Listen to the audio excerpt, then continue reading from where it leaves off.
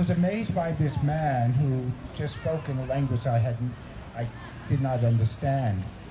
And it was only later, afterwards, that I realized that this man was someone who stood up for people, who, when he came to the city of New York, refused to reside in a glorious hotel, but came to the Hotel Teresa in Harlem, New York.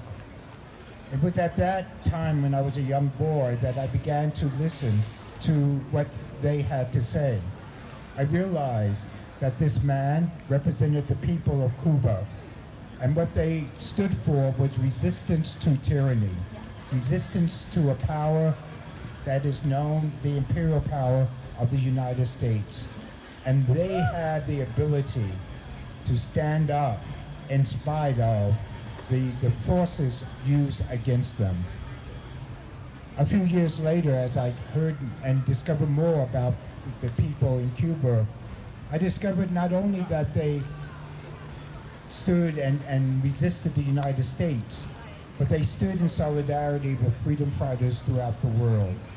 It was then at that young age I recognized and heard that they sent medical people to third world countries, that they sent workers and soldiers to fight for liberation in the continent of Africa.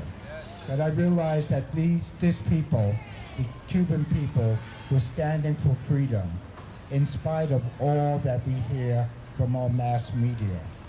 I think it's important for us to remember that the struggle for freedom is an endless one. We heard this morning from John, who has been advocating for this for 30 years. We heard this morning from a young activist who is recently engaged in the struggle for the recognition and freedom of the people in Cuba.